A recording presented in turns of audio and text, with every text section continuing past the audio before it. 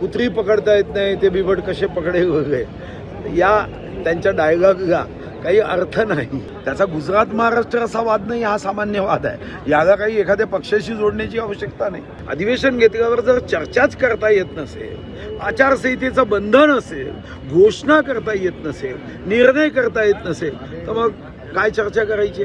वाटायचा विषय नाही, असं होऊ नये यासाठी मी सावधान खबरदार करतो.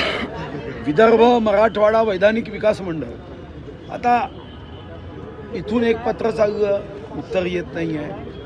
आज मी आमदारांच्या सह्या घेऊन ही आग्रही मागणी करणार आहोत की आमचा हक्क आहे.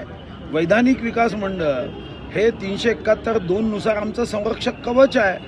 तुम्ही जर हे संरक्षक कवचच काढून टाकलं तर जो निधीचा उपयोग आहे तो विदर्भासाठी होणार नाही. आता असंच होत आहे नोकरीच्या बाबतीत. जेव्हा मी विचारलं की विदर्भाच्या लोकसंख्येच्या अनुपातात करारामध्ये तरतूद आहे, नोकरी दिली पाहिजे, तर दिल्या जाते का? तर ते सांगताय की वैधानिक विकास मंडळ अस्तित्वात नसेल, यावर आम्ही भाष्य करू शकत नाही. निधीच्या संदर्भामध्ये दाखवताना, अर्थसंकल्प देताना निधीचं समन्वय वाटप दाखवलं जातं, पण तसा खर्च झाला का याची यादी मागितली जाते, तर त्याचं उत्तर येत नाही. आणि म्हणून मी आग्रही भूमिका मांडली की विदर्भामध्ये येऊन हुरडा खा, अतिथी देवो भव.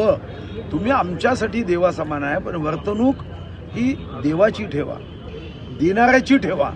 तुम्ही इथं येऊन हुरडा खाऊन वापस जाल तर हे विदर्भाच्या आणि मराठवाड्याच्या जनतेवर अन्याय करणारं आहे. आणि या दृष्टीने माझा आग्रह राहिला आहे की ज्या विदर्भामध्ये, ज्या नागपूरला मी हृदय मानतो, देशाचं हृदय मानतो, त्या हृदयस्थानी बसून जर आम्ही सर्वंकष विचार केला नाही, या विभागातील आमच्या आदिवासी बांधव बंधू भगिनी असेल, अनुसूचित जाती जमाती बंधू भगिनी असेल, इथं असणारा मोठा वर्ग हा गरीब आहे. आजही आमच्या विदर्भात 125 जे तालुके ह्युमन डेव्हलपमेंट इंडेक्समध्ये 60 आमचे आहे. तर म्हणून मग अन्याय करू नका ना. तुम्ही उद्योग पुणे विभागात, रस्ते पुणे विभागात, 11 लाख कोटीचं काम मुंबईकडे, मग आम्ही काय करायचं? म्हणून वैधानिक विकास मंडळ पाहिजे, ते संरक्षक कवच आहे. मध्ये सीमावाद निर्माण झाला आहे. इथल्या गुजरात सरकारनं थेट 500 मीटर आत येऊन स्वतःचे बांबू ठोकलेत आणि म्हणून गावकरी आक्रमक झालेत. पालघर घुसखोरी करते असं गावकऱ्यांचं म्हणणं आहे. असं कोणी बांबू ठोकून आतमध्ये आले असेल तर त्याचं उत्तर महाराष्ट्र सरकारने दिलं पाहिजे. त्याचा गुजरात महाराष्ट्र असा वाद नाही, हा सामान्य वाद आहे. याला काही एखाद्या पक्षाशी जोडण्याची आवश्यकता नाही. आता चंद्रपूर जिल्ह्यामध्ये 14 गावं, तेलंगणा आणि महाराष्ट्राच्या वतीने 14 गाव, त्या 14 गावामध्ये 2-2 सरपंच आजही आहे.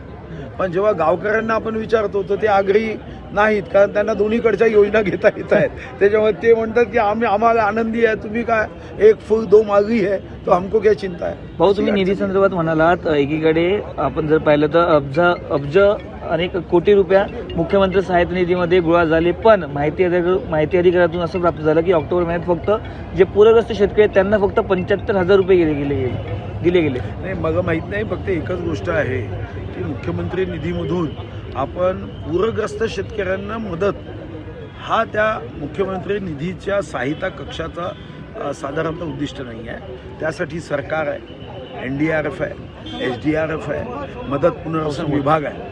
CM फंडाचा उपयोग हा अशा आजारासाठी साधारणतः आपण करतो की ज्या आजार जीवनदायी किंवा अशा आयुष्यमान भारत योजनेमध्ये बसत नाही, गरीब कुटुंब आहे, या दोन्ही योजनेमध्ये न बसणाऱ्यांना मदत केली पाहिजे.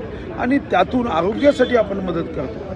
पूरग्रस्त किंवा अशा विविध विषयांसाठी सरकारमध्ये अनेक विभाग आहेत की ज्यांच्याकडे निधी उपलब्ध आहे. इव्हन आपल्या DPDC मध्ये सुद्धा या संदर्भामध्ये आपण 5% निधी राखीव ठेवतो.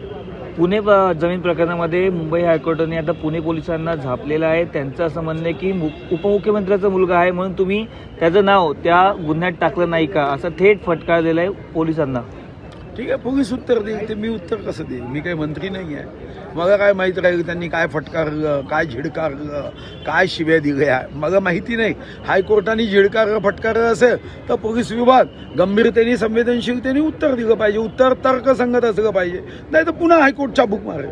सर, उद्धव ठाकरे आता 2 दिवसीय अधिवेशनासाठी येत आहात, काय सांगाल? विरोधक एकीकडे नाही, त्यांना माझा एक सल्ला आहे, त्यांनी वैधानिक विकास मंडळ होऊ दिलं नव्हतं, आता चूक दुरुस्त करावी आणि त्यांनी विधान परिषदेमध्ये विदर्भ मराठवाड्यावर प्रेम व्यक्त करत या ठिकाणी विदर्भ आणि मराठवाडा वैधानिक विकास मंडळाची मागणी ही उद्धव साहेबांनी मांडावी. मी जाहीरपणे त्यांचं अभिनंदन करतो. Okay sir. नाही, अधिवेशनचा कालावधी वाढवण्याची इच्छा विरोधकांची काय, माझी आहे, माननीय सन्माननीय देवेंद्रजींची आहे. आचारसंहिता असल्यामुळे समजा अधिवेशन घ्यायचा निर्णय काहीच घेता येत नाही. गाडी घ्यायची आणि त्याच्यात पेट्रोल ड्रायव्हर काहीच नाही, मग गाडीवर खर्च कशा करायचा. अधिवेशन घेतल्यावर जर चर्चाच करता येत नसेल, आचारसंहितेचं बंधन असेल, घोषणा करता येत नसेल, निर्णय करता येत नसेल, तर मग काय चर्चा करायची आहे. ओके झालं. अधिवेशनामध्ये हा कालावधी वाढावा ही आमची सर्वांची इच्छा आहे. आणि देवेंद्रजींनी BSc मध्ये हे अधोरेखांकित केलं की पुढच्या वर्षीचं अधिवेशन आपण 2-3 आठवडे चालू. साहेब, एका बाजूला बिबट्यांचा वावर सध्या वाढला महाराष्ट्रामध्ये, बऱ्याच ठिकाणी हल्ले होतात. तर जयंत पाटील आता असं म्हणाले, ज्या सरकारला कुत्री पकडता येत नाही ते बिबटे काय पकडणार. ठीक आहे, ते कधी कधी अशा पद्धतीने वक्र पूर्ण ते बोगावं लागतं. पण ज्यांना कुत्री पकडता येत नाही ते बिबट कसे पकडे वगैरे या त्यांच्या डायलॉगला काही अर्थ नाही. कारण बिबटे पकडण्यासाठी ज्या गोष्टीची आवश्यकता असते कायद्याच्या चौकटीत बिबट पकडावं लागेल. मग जयंतराव कुत्रं आणि बिबट पकडू शकेल का जरा विचारा.